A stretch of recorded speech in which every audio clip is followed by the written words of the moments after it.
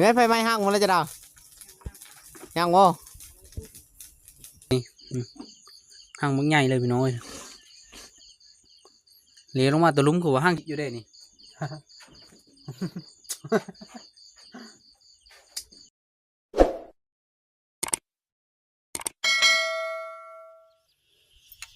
กราบทักทายสบายดีและก็สวัสดี FC ทุกท่านนะที่เข้ามาติดตามแล้วก็รับชมกลับมาพบพอเดี๋ยวอีกคือเก่าเลยพี่น้องก็โดนเลยไม่ได้เอาคลิปลงพี่น้องเลยเพราะว่าคาเวค่างานนี่แหละแล้วงานมาต่อเชอแลนซัมโนนะพี่น้องเอาเมเฮาซัมโนแลนซัมโนแล้วก็มืออื่นนะมือวันจันทร์สิลงไม้นะลงไปจดเฮาซัมโนแบบนี้เอกสารเพลแล้วมาละแลน2-3 มื้อเจ็ด3 มื้อได้ลงมือนะพี่น้องเอ้ยมือวันจันทร์นี่ก็น่าจะเรียบร้อยละเอาเอกสารลงไปแล้วก็ให้เขาเซ็นไปเลยแล้วก็เรียบร้อยแต่ว่ามื้อนี้ไม่ได้ไปทางเลิกอะไปหาคบหากินอีกคือเก่าก่อนพี่น้องเลยไปอาชีพเก่าแล้วพี่น้องเพราะว่าไม่ได้ขึ้นป่าขึ้นดงคือหมู่อะนี่แต่ลายนี้แหละหาคบหากินเฮาก็แหละโคกแล้วก็ไปดงคุมเงินพี่น้องเอ้ยกับโคกแถวก็แหละนาปงกำลังย่างไปพี่น้องไปผู้เดียวเก่าได้มั้ยนี่ว่าเมื่อคืนนี้ฝนกระตกพี่น้องเอ้ยตกกับมีแห้งไปเลยคือมีสัตว์ลงมาออกมาเยอะคือว่าฝนตกนี่งูกะงูสิงนานะถ้าไปถือบอดมันพี่น้องเอ้ย งูสิงนาตัวนั้นก็ขายพี่น้องเอ้ยไม่ได้กินได้เพราะว่าคอยกินงูไม่ได้หลายคนมากถามว่าแซ่บบ่งูปะพม่าคือคอยไม่ได้กินงูพี่น้องเอ้ยเสียดายนะแต่ก็ละกินแต่ว่าเดี๋ยวนี้ขาเมเจ็บนี่ไปเป้าละแต่ว่าเธอถือสินถือถ้ำแต่ถือเซมันเป็นความเสือของเฮานะมันนี้ก็เอาแน่พี่น้องเอาแน่น้อยนึงจักเลยแล้วได้จักละได้พี่เลยแล้วจักเลยแล้วนกกดกะไปชุดก้อนนี่เป้าเสียดายพี่น้องไม่ได้นกกดนะขึ้นไปขึ้นมาก็ยังคือเสียดายอยู่บีได้มันไปมานี่มือก็จะเบิดแล้วดอกซื้อมา2 จอกนี่แหละพี่น้องเอ้ยเหมือนนี่แหละมันแพงนะเครื่องเดี๋ยวนี้นะในเงินอยากซื้อเป็นอันนั้นไว้เลยเขาได้เงินนี่ซื้อเป็นกล้องM100นะไว้เลยนะกล้อง60,000กล้องM100นะพี่น้องถ้าได้เงินก็แหละยังซื้อไว้เพราะว่าเยอะมันแล้วเว้แม่นี่นะกะว่าได้เงินมีว่าสิซื้อโง่ได้พี่น้องเลยอาจจะเป็นไปได้หรือบ่ได้ก็เป็นกำลังใจค่อยๆแน่พี่น้องเลยค่อยละได้บ่จะได้เป็นของส่วนตัวพระเจ้าเนี่ยนะโง่นะจักเป็นไปได้หรือบ่ก็ยังมีหูพี่น้องเลยพอค่อยจะได้ตะเหิงแล้วโง่นะจะได้ซื้อมาละมีแม่เลี้ยงเองดอกเฮ้ยเลี้ยงแบบนี้แต่ว่าเงินละถึงหรือบ่นะค่อยก็ยังมีจักแต่ว่าเจอจะได้ตะเหิงแล้วโง่นะแบ่ผัดคือว่าอะไรมันโคยะพี่น้องเลยแต่ว่าเลี้ยงง่ายแต่ว่ามันเอาไปกินเป็นต้นเขาละมันยึงท้องเจ็บท้องละตายแบนะมันโคยะนั่นแหละวิคือโง่ควายแล้วเขาไปโถอ้อมแล้วมันบีบนเขาเลยนะใครแน่แบแล้วมันชนซี่พอละกะว่าซื้อโง่แล้วเฮ้ยหาได้เลยตัว2 ล้าน 3 ล้านนี่แหละห่างกับขอซื้อน้ำน้องพระเจ้าดอกโทรมาบอกเลยว่าได้ยี่ดอกโง่นะแค่มีเงินคอยกับว่าจะได้อันเข้าแน่จะซื้อเข้าแน่จะซื้อโง่แน่หาจ้างนั่นเลยเงินกับบีมีหาท่าเบิ้งแล้วคือละดอกขันละได้นะพี่น้องฟังคักได้ขันละได้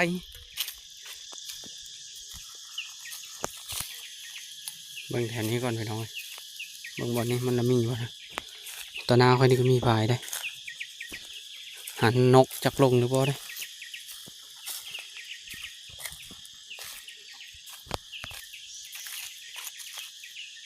มีพอได้ไปทำเป็นมันเดียวเนี่ยแต่ว่าพี่เคยพลาดไม่หนองลงตลอดแต่ว่ามันแปลนนะมันนี่ค่อยมาทาง6นะเบิ้งมาทาง6มันละเห็นบ่ อมโหนี่ไปหมดแล้วย่างใหญ่นี่ก็มีเลยแต่เก่าอันนี้เสียบ่ฮู้ตอนนี้ก็เห็นแล้วพี่น้อยเห็นแล้วน้องยังแต่ว่ายังไม่เห็นค่อยเดี๋ยวนี้มีก้าวเอาเป็นยังมีก้าวเอาเป็นยังมันเห็นค่อยจนได้พี่น้องเอ้ยฮะยับมาขานี้แล้วดอกมันเห็นเขาก่อนเห็นค่อยเฉยโชว์หน้าผู้บินไปแล้วเสียดายนะโอ้แม่งกระเบอร์หลายขนาดจะมันเห็ดตัวนั้นพี่น้องจะแซวนะ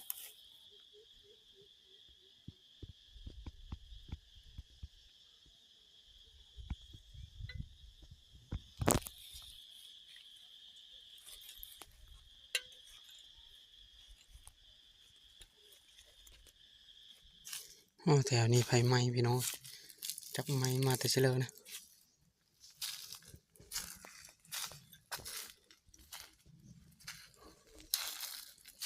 นกกดกระห้องอยู่บนไฟไหม้มันมีอยู่เลยน่าจะเขาจุดไห้แล้วเบิ่งนี่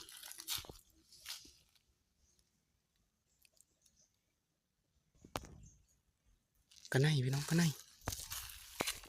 โอ้กินนี่กระไนพี่น้องกระไนมีเซยนะแถวนี้นะนกกดห้องลายมันนกลายผมทำมันรักไม่ได้ยิงมันพี่น้องรักชุดยอดเลยนกกดนะเอามาทางนี้ก่อนนี่เพได้ไม่เคยมาลองเบิ่ง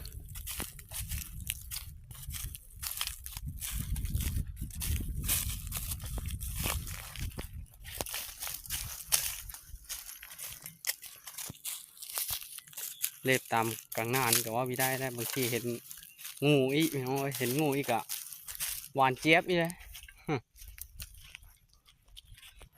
งูมีพิษก็ย่อมเลยคอยถ้างูมีพิษนี้ได้ถ้างูมีพิษนี้ย่อมมีกล้าไปเคอแล้วก็มีกล้าเสี่ยงได้ยากแต่ถ้างูมีพิษโอเคเลยมาตัวใหญ่สำเร็จกับบยานยกเว้นงูเหลิมโอ้กดไปแล้วบินไปแล้วพี่น้องจะแซวนกนี่ตายลีไปชิป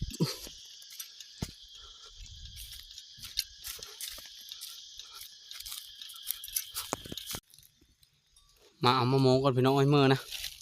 เพราะว่าสาวไทยเพิ่นสบายได้แม่สาวไทยเพิ่นโทรมาเว้าแล้วให้เจ็บหูนะจักเป็นเบิกจักเปลือกห้องหูนะก็เอาหมดไหนเอามาโมมือไปชมก่อนเอาเวลานะสักหน่อยพอได้กินชมไหมนะพี่น้องนี่อย่าลองมาโมน้อยแต่หึงเลยนี่มะม่วงน้อยชมแซ่บได้พี่น้องได้หลายเติบเลยพี่น้องเลยอาจจะพอแล้ว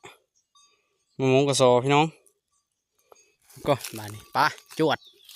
เมื่อพอละทางมือกันยังไกล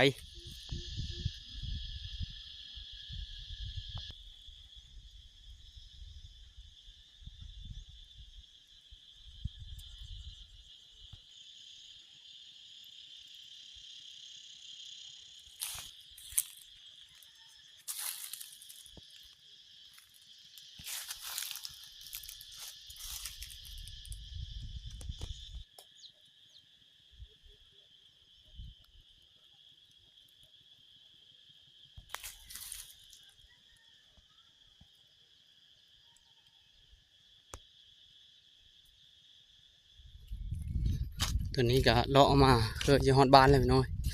แอมเห็นแล้วใจไปเลยซ้ำนะลุบไปเที่ยวนี้พี่น้องเลยแต่ว่าเห็นห้างเพิ่งห้างนึงไม่ได้ไกลบ้านไปเลยกันจะดาเอาได้นี่เฮ้ยเพิ่นไปเอาไปเลยนี่เมื่อนั้นเพิ่นไปเอากับกระปิดอันนี้บอกเพิ่นก่อนเพิ่นเราไปเอาได้ตัดภาพมาขับอะไรพี่น้องเอ้ยไป ไปเอาเพิ่งก่อนนักเอาเพิ่งเขาก็พร้อมแล้วได้เตรียมตัวอยู่แต่ลุมพวกสบายดีลูกห่าน สบายดีลูก ไปเอาเพิ่งมาเฮอสาวผู้ไทยน้อยเพิ่นดูบน้ำมันขละได้คอยไปหาเลาะมื้อนี้นะเห็นห้างเพิ่งห้างนึงพี่น้อยห้างกับมีเยอะไปเลยนะบางช่วงนึงคือสีบีห้างเนาะเพราะว่ามันทมเฮ็ดเด้กำลังจะไปเอาจะด่าได้นักขึ้นไหมกะเป็นว่าประสบการณ์ ผ่านประสบการณ์มาแล้วเพิ่นว่าเคยเอาคอยยังไม่เคยเอาเพิ่นเป็นผู้นำผ้า โยเดินกระทมขึ้นผาลายเฮ็ดมือนี้สิไปหาดอกกระเจียวพี่น้องเอ้ยเขาว่าดอกกระเจียวอ้อแล้วครับเฮ็ดมันอ้อตามอันนั้นนะมันอ้อตามต่อไม้หอนไม้พี่น้องเอ้ยจากเฮ็ดเพื่อแหละเขาว่าเนี่ยเฮ็ดขาวตัวอ้อเจ้าไทยน้อยเพิ่นไปดินอยู่เฮินเขาท่านะซ้ำมาสบายดีก่อนรู้ สบายดีดูนี่ดาวันเฮ็ดแนวนี่สบายดีก่อนฉันไม่ไปได้สบายดี พ่อแม่พี่น้อง แผ่พี่น้อง ว่าดี ไปบัดนี้พี่น้องเอ้ยเอาลาดตระเวนก่อนหากลางเย็นไม่ได้ก็ต้องไปเอากลางคืนนะไปเบิ่งน้ำเดียวได้มันละได้อยู่บ่ ประสบการณ์เพิ่นมีเลยก้อยเสือสัวแล้วยังไม่เคยเห็นยังมีจักวิธีเอานะคันผู้เล่นจักวิธีเอากะช้อนแน่ยังอีเป็นอันนี้ได้พี่น้องเอ้ยว่าเรื่องวิชาไปเลยกะย่อมบางคนเขาก็ว่ามีได้วิชากันไล่ ก้อยเสียย่อมบ่จักนี่ก็ไปแบบนี้ล่ะไปติดตามรับชมนั่นเดี๋ยวพี่น้องว่ามันละได้บ่นะเดินแจ้งงามอะไรมันนี่กะเต็มไปด้วยดาวมึงฟ้ากับมื่ออื่นสิไปหาเฮ็ดนะไปหาดอกกระเจียวแล้วก็หาเฮ็ดเลยจันดาเป็นยังมาตำลังนะเป็นจันดาเป็นผู้ขึ้นได้มาเฮ็ดอันอูดก่อนพี่น้องเอ้ยเนี่ยตัดพดมาปนกับอันเพิ่งได้คอยแล้วก็หักไม้ยาเมนที่เชื่อเนี่ยนี่ไม้ยาเมนตายนี่พี่น้องเอ้ยเห็นพุงอยู่ป่ะไปแบบนี้พี่น้องไปเบิ่งห้างมันก่อนนะพี่เป็นฟ้าอยู่ตัวพี่เอาไหมเอาเจอกันนะ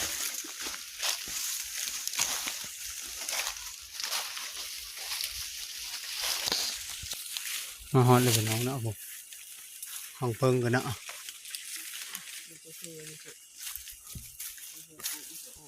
ไปมานี่เตรียมตัวเสื้อชุดเอาสายขึ้นเฮา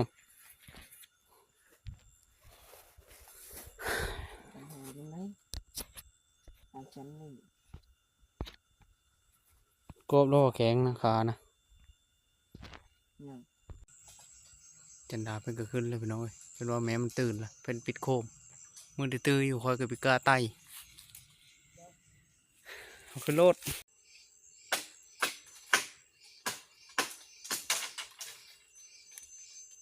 อดใจรอพี่น้องเอ้ยอดใจรอตอนนี้ก็ใต้ไฟเลยพี่น้องดังไฟเลยเอามันลุกก่อน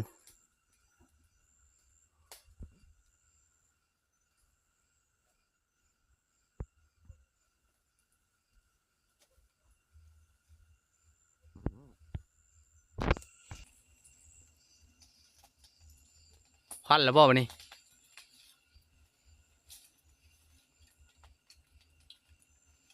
ย้อนหัวไว้นั้นแล้วต่อยตัวนั้นเลย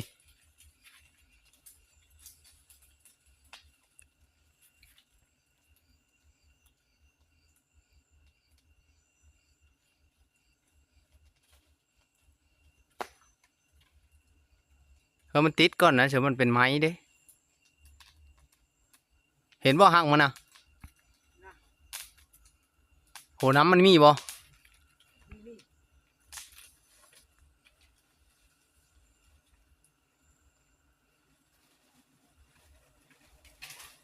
โอ้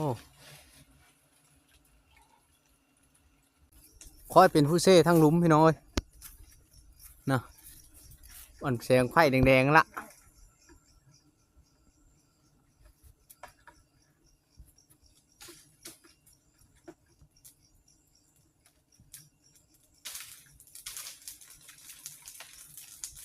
ไฟไหม้แล้ว เห็นไหมไฟไหม้ห้างหมดแล้วจะดาวยังโง่ควันมันบ่ปะนี้ได้เลิกอยู่บ่ควันนะ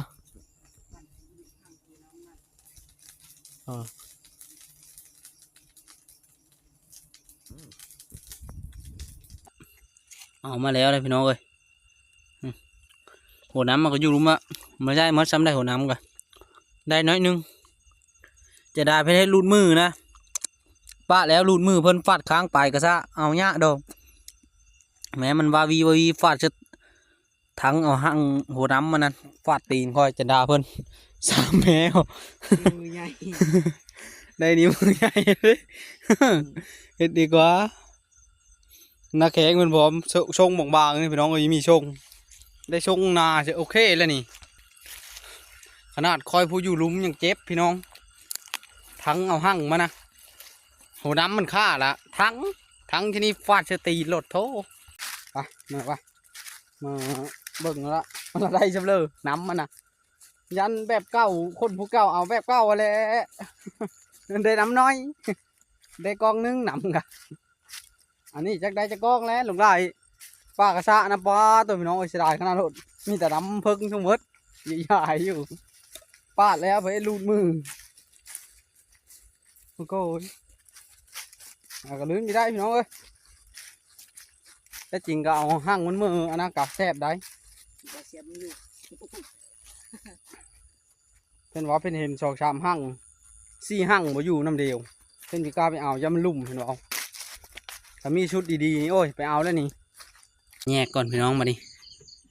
มาเถิดแล้วได้สาวผู้ไทยน้อยเพิ่งกระลับเลยผม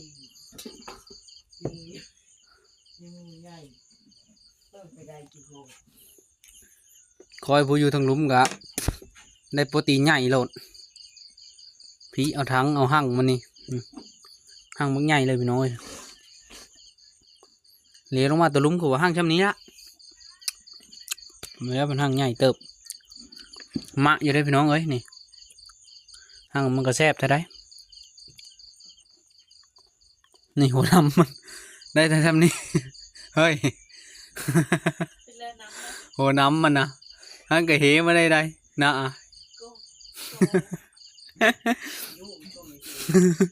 ปาดลงมาแล้วก็ค้างปลายกระชะแล้วก็ยัดแป๊บ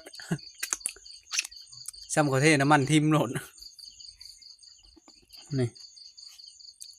นี่พร้อมมื้อเช้ายังให้กินนะพี่น้องตัวมึง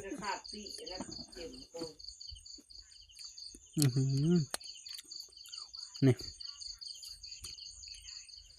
พี่น้อง โหน้ำมันเป็นตะโหด้วยพี่น้องเอ้ยน้ำมันเฮมาแล้วได้แต่หั่งมันเนี่ย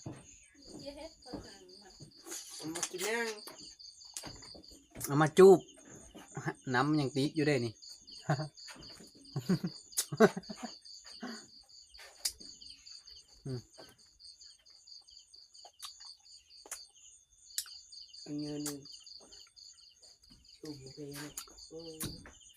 โอเคเลยพี่น้องเอ้ยในคลิปนี้ก็จะได้จบคลิปไว้สำเนียขอบใจพ่อแม่พี่น้องที่เข้ามาติดตามแล้วก็รับชมเดี๋ยวพบกันใหม่ในคลิปหน้า